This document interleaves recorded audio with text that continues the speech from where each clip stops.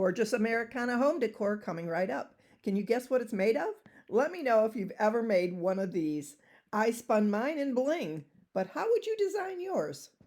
Let me know in the comments.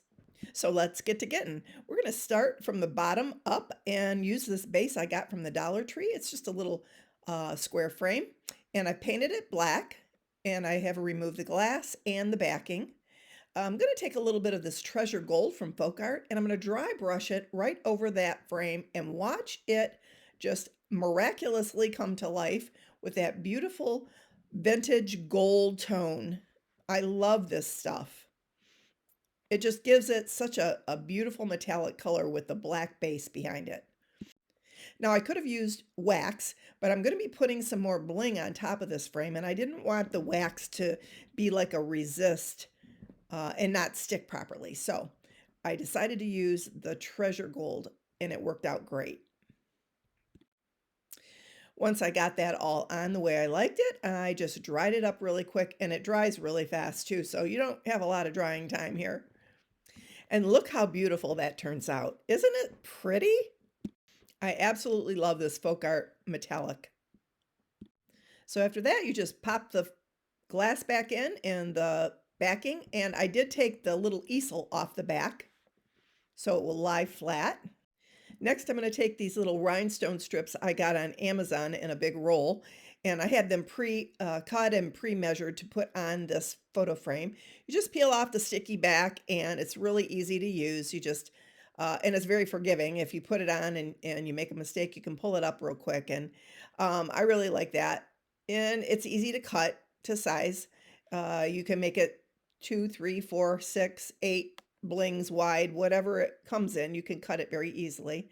So I put 4 strips on the outside of this frame, and once I did that, I put 4 strips on the inside of the frame.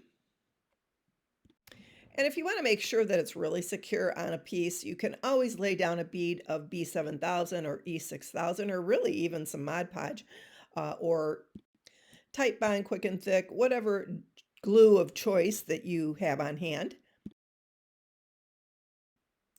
And what I really like about this bling is that it's not acrylic, it's actually rhinestones that are attached to this sticky back. And so the bling factor is nice and high. I like to rate my bling on a scale of 1 to 10. I'd say these are 10 for sure.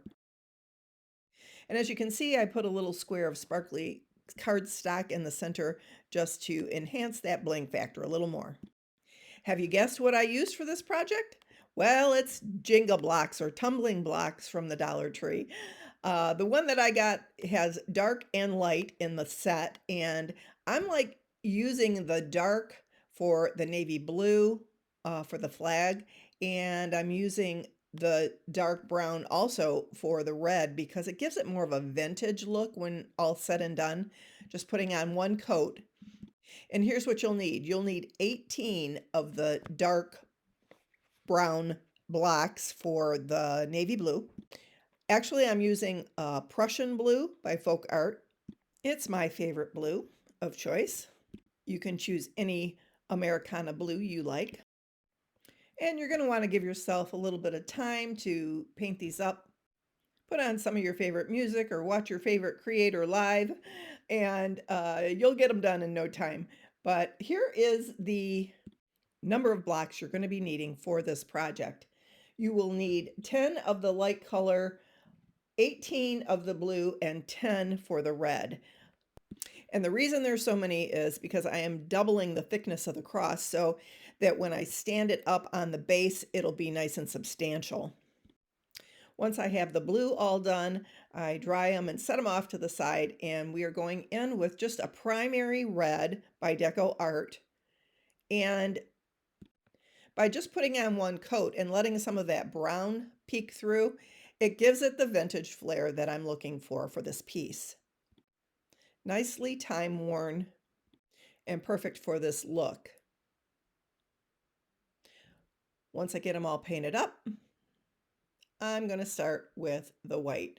Now, be careful here because what I did was I got some of that red on my finger. I probably should have put a different piece of parchment paper down here which I ended up putting down after I put down the paper towel because I figured the parchment paper would not stick to the blocks, and I was correct. They're easy to remove that way when they're done.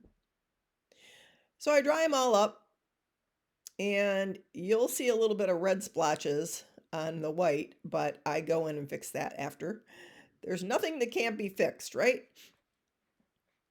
Including this cross, how I end up applying it. Now I'm using a glue called Tight Bond Quick and Thick.